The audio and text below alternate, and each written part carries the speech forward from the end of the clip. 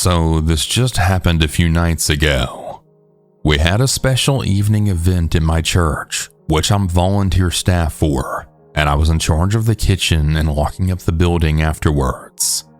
The event went well, and instead of feeling tired like normal, I actually have a little burst of energy. I decided that instead of going home and relaxing like I typically do, I was gonna swing by Walmart and do some shopping that I had planned for the next day. I was actually really excited for my little shopping trip, as I enjoy it, but I don't often have time for just leisurely looking around stores. I finished my cleaning of the kitchen, secured the building, and left the church around 9 p.m. Off to Wally World. Once there, I did have a really good time.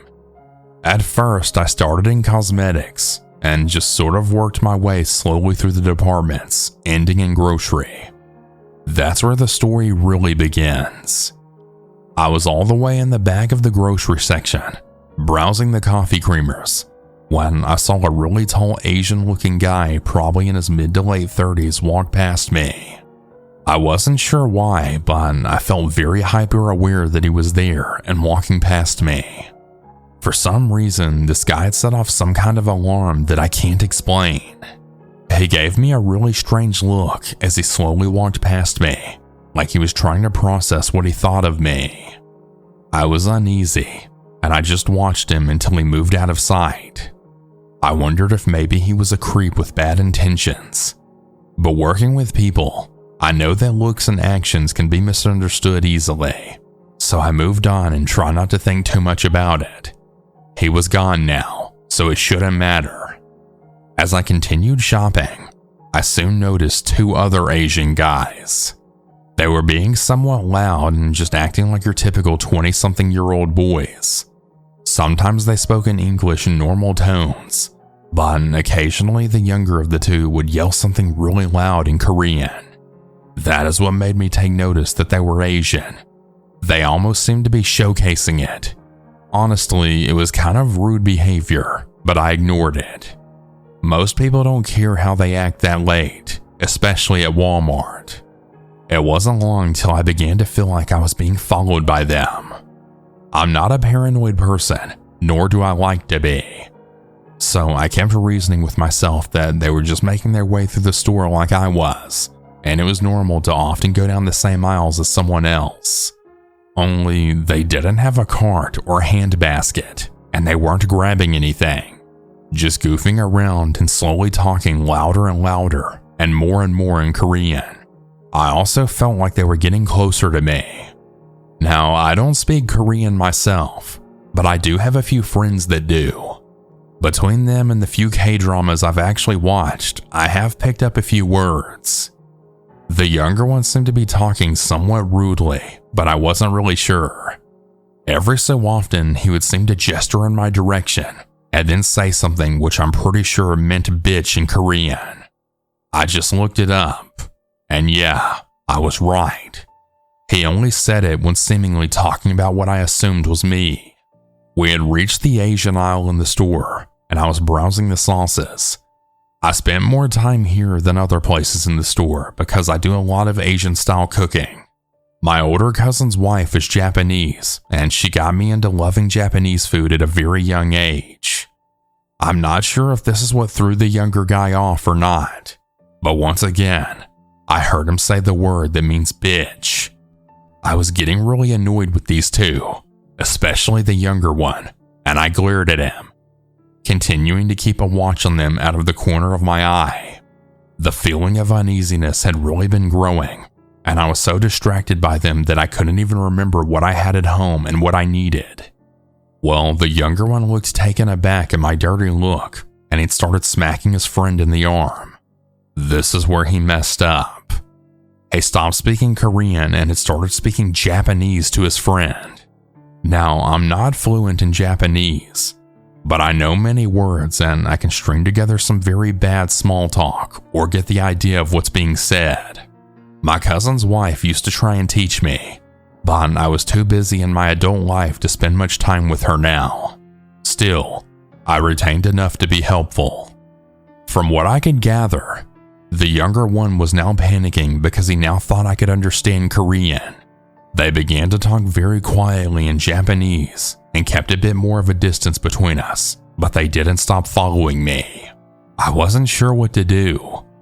I thought about grabbing an employee or calling the police and requesting an officer to escort me out of the store, but I was terrified of what would happen if I did that.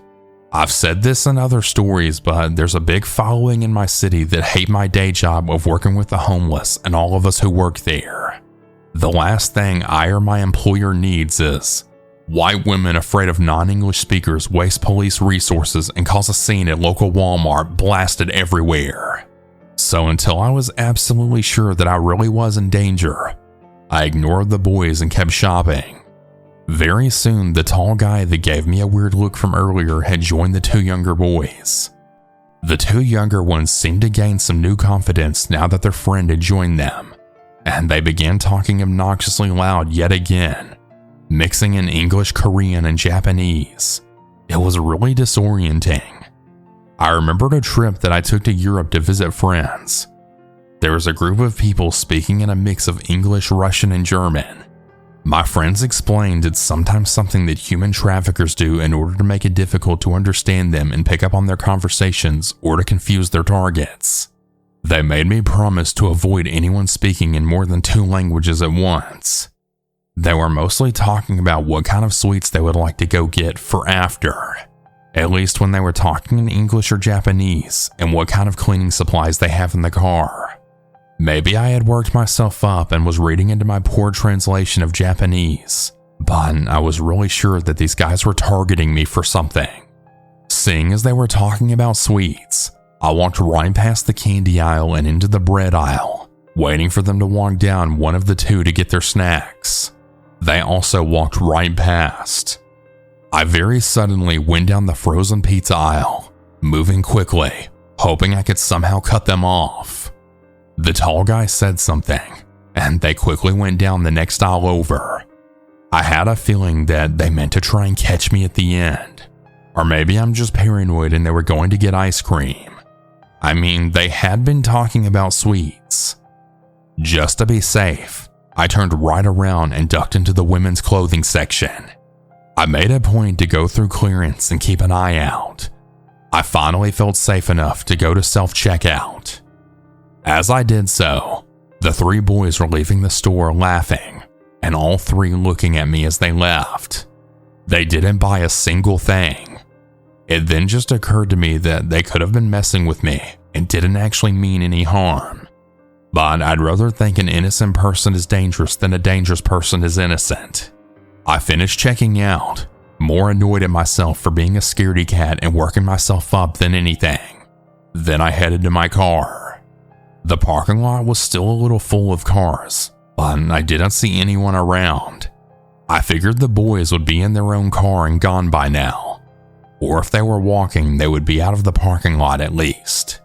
So I made my way to my car. When I was about 3 spaces away from my car and starting to feel safe, I suddenly heard giggling from behind a large truck. I knew it to be the youngest of the 3 boys. He did so much giggling in the store, there was no way I could mistake it for anyone else. I thought about running back inside and getting an employee, afraid they would jump me when I tried to get in my car. The corner of my eye caught the movement of another one of the boys on the other side of the parking aisle, and I had decided to abandon my car when I ran back to the store.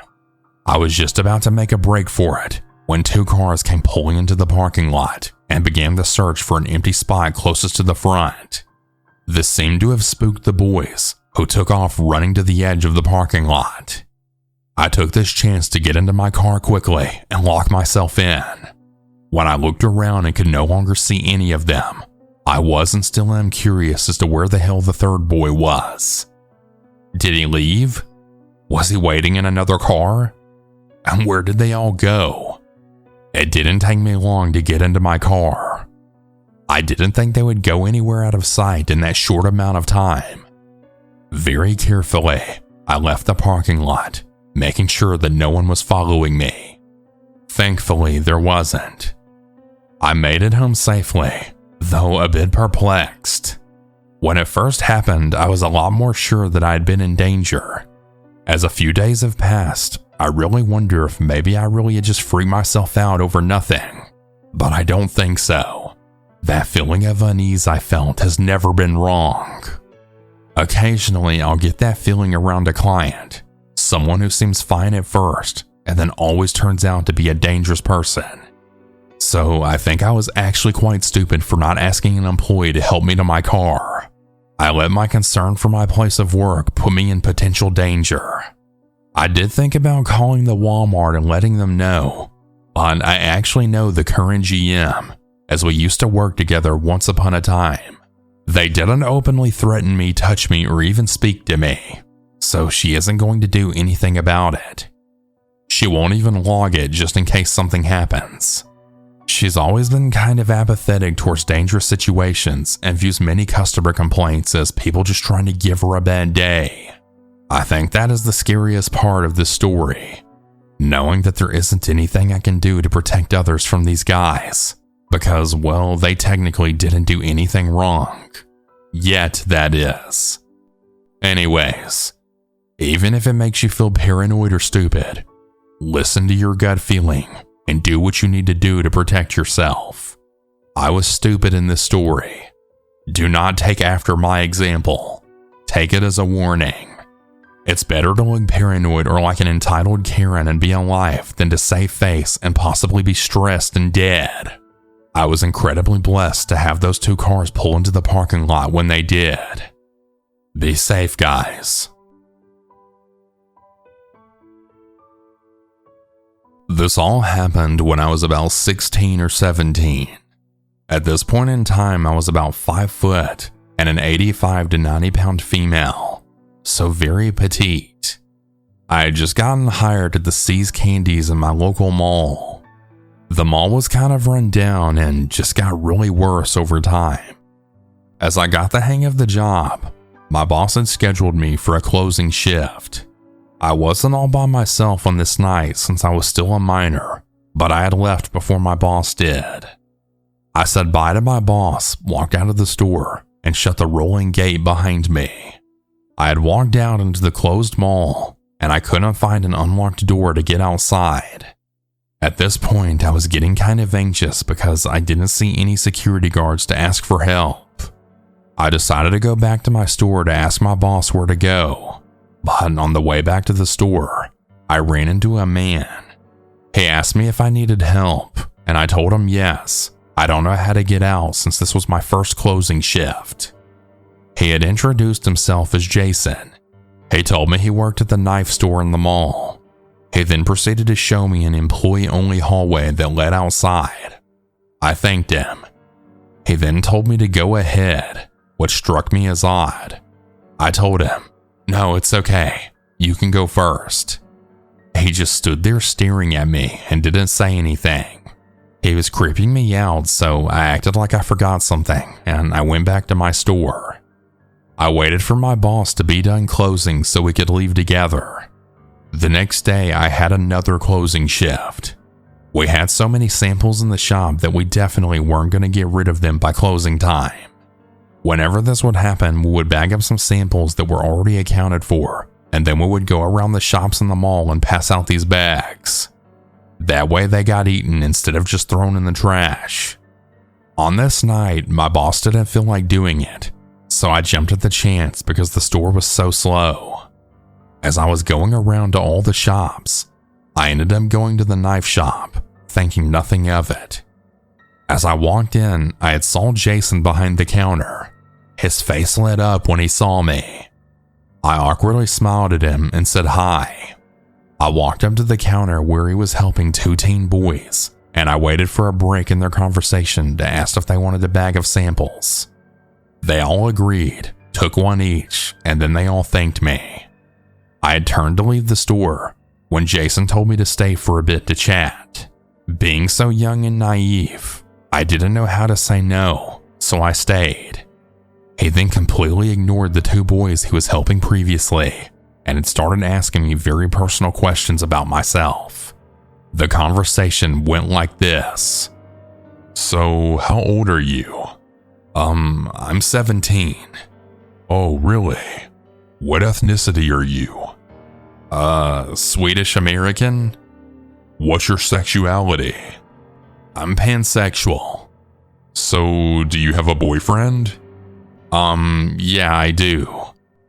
This obviously made me very uncomfortable, as you can tell by the conversation. I didn't know what to do other than to answer his questions truthfully. At this point, I told him I was leaving.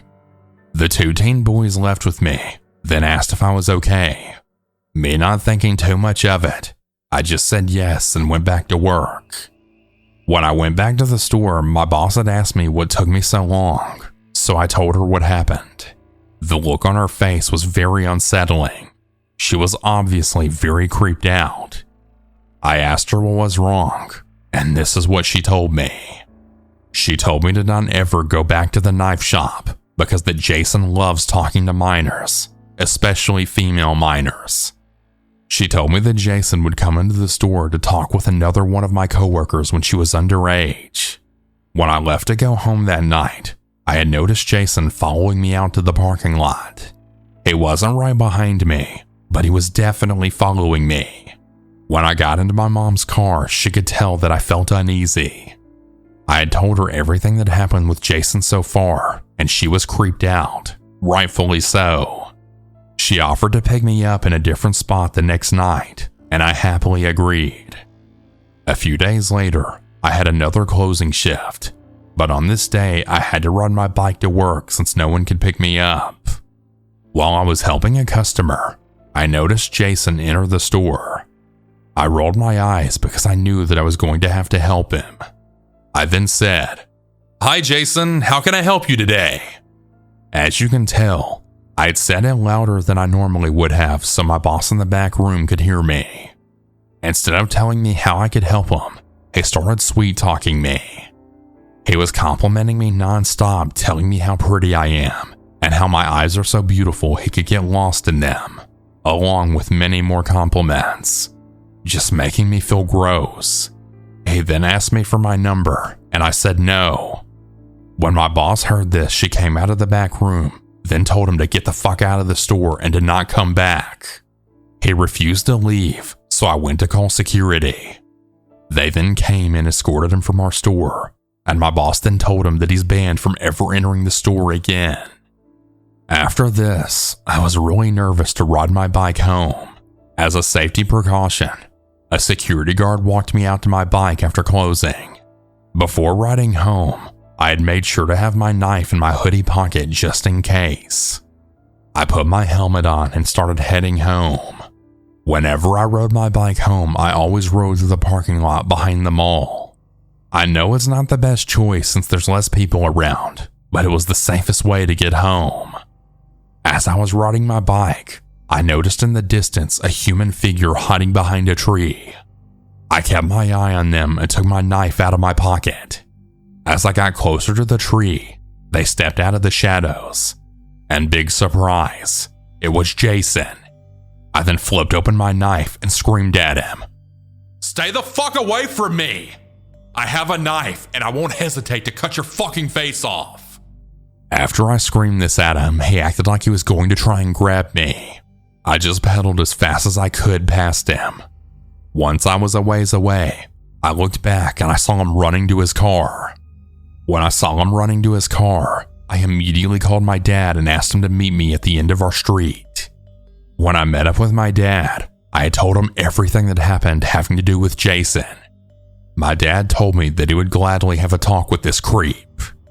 I was off for the next couple of days, and my dad did have a talk with him. I have no idea what he said to Jason, but it fucking worked. Jason never spoke to me again or even looked in my direction. I'm very thankful that my dad went Papa Bear mode on him. And Jason, I really hope you never did this to anyone else, and I hope I never see you again. But if I do, I'll be ready this time.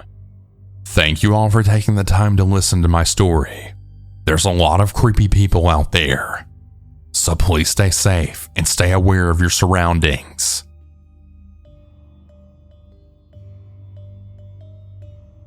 This happened about 1 year ago. I'm a 20-year-old female, and I'd gotten a new retail job at a clothing store. It was my first week, and I had went through training with my coworkers on how to work the sales floor and the register. It was a fairly busy night, and I was placed in the home/accessory department. I was halfway through my department when I had spotted a weird man looking at me.